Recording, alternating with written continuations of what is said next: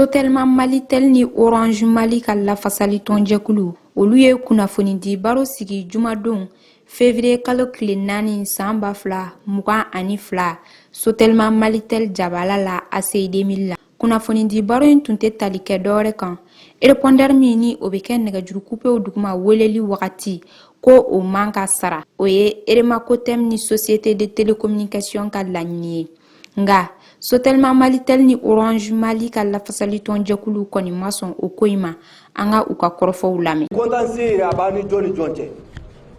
Il y a un certain Adama Traoré qui se dit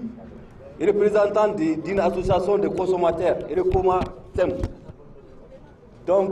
allez les opérateurs Flanou attaqué justice là en 2012 parce que Ambé répondeur facturé Morocco. Ça veut dire qu'il y a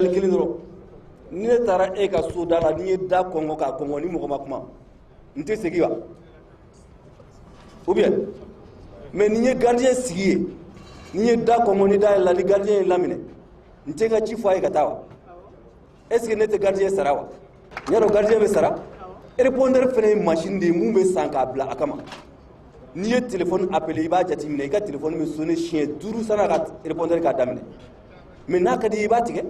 Mais ne machine to ni machine ye kuma daminɛ ka ban machine bɛ amortir a bɛ kɔrɔ de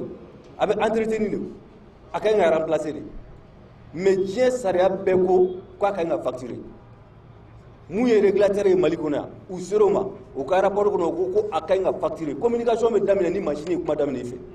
facturation fana bɛ daminɛ o la ale ko non an ka to yen machine k'a fɔ ko bon vous êtes sur le répondeur de X ou Y ni tilara kuma min ko n'a ka di k'i ka message bila donc n'i ye message bila i ka facturer n'i m'a bila k'i ka taa mais machine y'o kuma mun k'e fɛ o jɔn de bɛ n'o amortissement fɛ mun machine bɛ amortir o sen fɛ o fɔra ye siɲɛ joli joli a ko ayi k'o tɛ mais jugement rendu le san 6 kɔfɛ o jugement kelen nana ka na appel kɛ tuguni o appel de tɔnbelen filɛ nin ye kelen ko Orange ka 115 milliards sara et Sotelma ka 56 milliards sara ye et an ka jɛ ka 1 milliard 500 sara tuguni ka fara o kan donc ka tila k'a bɔ la ko donc ko nin tile damadɔ in kɔnɔ k'u bɛna an ka baarayɔrɔ ni fɛnw datugu k'u bɛna kɛ tan non mais o kuma fo n'u ye garde présidentielle bila ka na da o kɔni datugu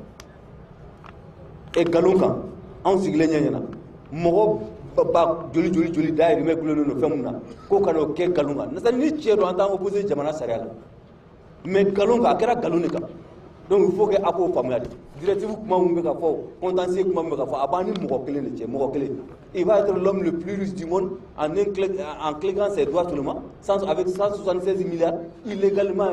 perçus des opérateurs et maintenant n'a kɛra ten sini ne yɛrɛ en tant que personnel je suis aussi client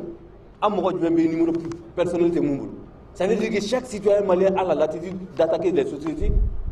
au tribunal sous prétexte que i ye nin ye donc vraiment anw nakun ye nin de ye k'a ɲɛfɔ aw ɲɛna donc aw ka bila aw kun na k'a fɔ si kɛlɛ de daminɛlen filɛ nin ye soit an ni bɛ to a da fɛ soit an bɛ bɔ a da fɛ. aw welela ka na mun na bi David Bartley y'a fɔ mɔgɔ kelen de wulila ko association des consommateurs a ye mun de fɔ ko répondeur tɛ sara régulation bɛ yen nɔ l'ARMTP bɛ yen par rapport à ça pour réguler les lois. Donc, au rapport que vous avez condamné depuis 2012, n'a d'amené depuis 2012, loi you gain qu'a fait c'est tout récemment, en novembre 2021, à Willa Toukouni Kata communiqué là, fait un bina donc en grand Warsara. Au Sara c'est sur une recommandation. N'a pas une recommandation de loi tekeli. Une recommandation c'est OS Naniade. Mais à la sa sira fila bɛ yen nɔ n b'a f'i ɲɛna nin sira fila la nin sira taabolo ka ɲi mais nin dingɛ bɛ nin na mais n b'a a ɲini fɛ taa sira ɲuman fɛ donc e de b'a lajɛ sisan ne min ka di ye i bɛ t'o fɛ donc maintenant ni e ko k'a ka taa sira min fɛ n'a ko non ne bɛ sira kolon ta ka t'o fɛ o y'e ka sira ye voilà ce qui se passe donc pour nous autorité de la régulation les deux opérateurs Malitel ni Orange Mali an b'an ka droit kan parce que cahier de charge min dira ma an bɛ ka cahier de charge respecté donc nous anw ɲɛna k'a fɔ bi ta nin ye binkani de ye mais ne b'a dɔn n bɛna demande dɔrɔn kelen pe dɔrɔn de kɛ les autorités de la transition n bɛna o demande kelen de k'o fɛ à l'occurrence le président de la transition Assimi Goïta Depuis nana, on a vu que aye code là, aya essayé ka injustice bali.